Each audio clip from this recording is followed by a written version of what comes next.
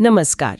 एक सवाल जो अक्सर मन में आता है, क्या सिर्फ अमीर बनने के बारे में सोचना काफी है या फिर सफलता बस किस्मत या अच्छी फैमिली में पैदा होने की बात है? ये सवाल बहुत पुराना है और नेपोलियन हिल ने इसी की गहराई में जाने के लिए अपनी जिंदगी के लगभग 25 साल लगा दिए। उन्होंने 500 से ज्यादा उस वक्त के कामयाब लोगों से बात की, मतलब Andrew Carnegie, Henry Ford, Thomas Edison जैसे बड़े नाम इसमें शामिल थे। हाँ, और इतने सालों की रिसर्च, इतनी सारी बातचीत, उसका निचोड़ उन्होंने किताब में डाला, थिंक एंड ग्रो रिच।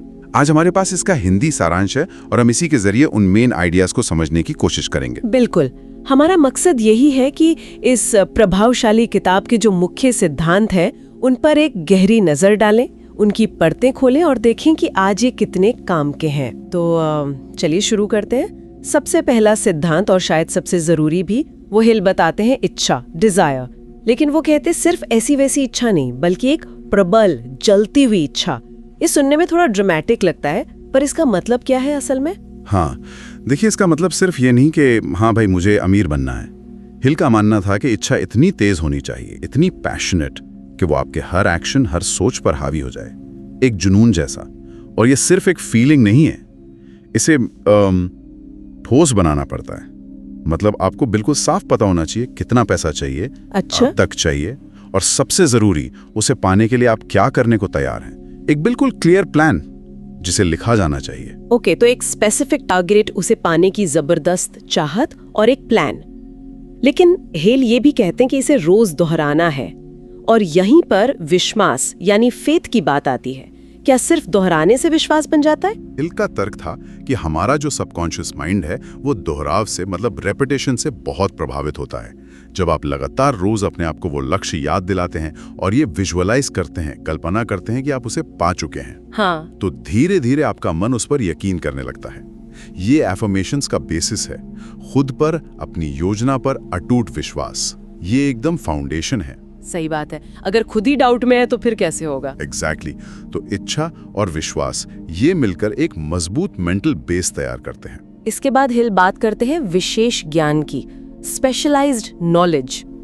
आम जानकारी नहीं, बल्कि कोई खास स्किल या नॉलेज।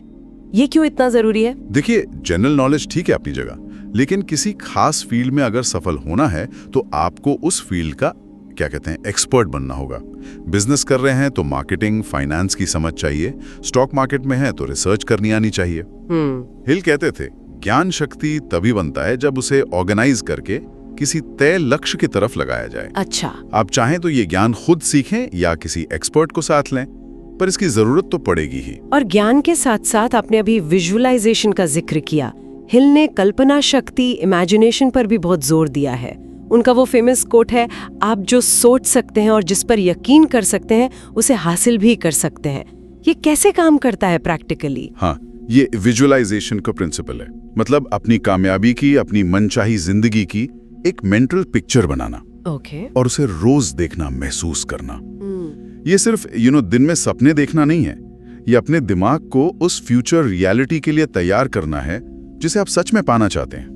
ओके। जब आप लगातार कल्पना करते हैं तो आपका दिमाग उन मौकों को, उन रास्तों को पहचानने लगता है जो आपको अपने गोल तक ले जा सकते हैं। पर हाँ, एक बात बिल्कुल साफ है, यहाँ सिर्फ कल्पना से काम नहीं चलेगा। कल्पना के साथ एक्शन जरूरी है। मतलब visualization plus action equals to result. समझ गई। तो इच्छा, विश्वास, ज्ञान, कल्पना, ये सब तो हो गई तैयारी। लेकिन असली परीक्षा तो तब होती है जब रास्ते में मुश्किलें आती हैं। हिल ने कौन सी रुकावटों को सबसे बड़ा माना? 2 चीजें उन्होंने खास तौर पे गिनाई।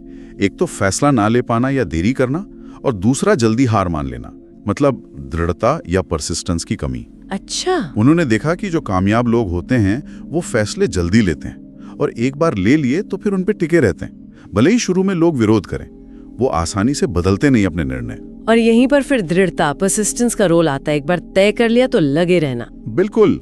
सोचिए एडिसन का उदाहरण, 1000 बार फेल होने के बाद भी लगे रहे।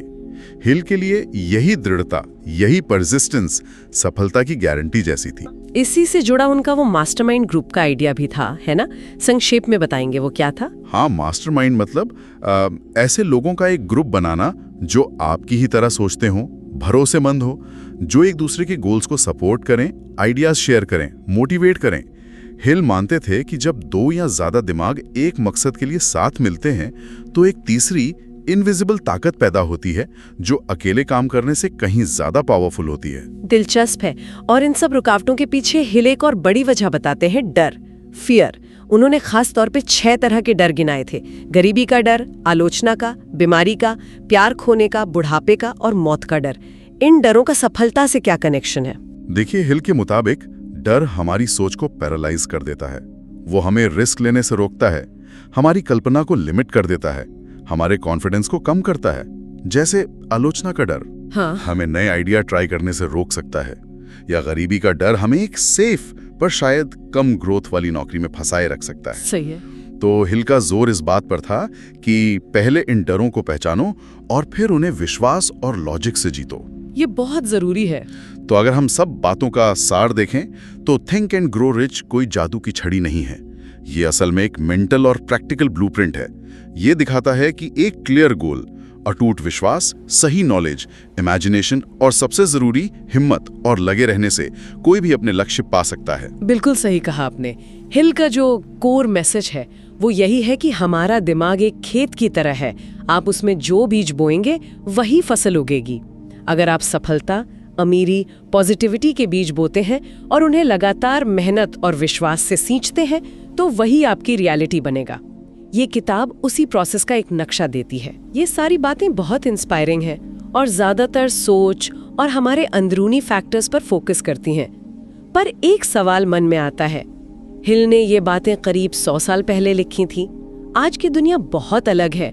बाहरी फैक्टर्स जैसे इकोनॉमी की हालत, सिस्टम की दिक्कतें, इनका भी तो बहुत असर होता है। तो क्या ये सिद्धांत आज भी उतने ही कारगर हैं अकेले, या फिर ये बाहरी सच्चाइयां इन अंदरूनी सिद्धांतों के असर को कैसे बदलती होंगी? ये सोचने वाली बात है। हाँ, एक बहुत अहम सवाल है और इस पर विचार करना वाकई दिलचस्प होगा कि आज के कॉन्टेक्स्ट में ये सिद्धांत बाहरी दुनिया के साथ कैसे इंटरैक्ट करते हैं।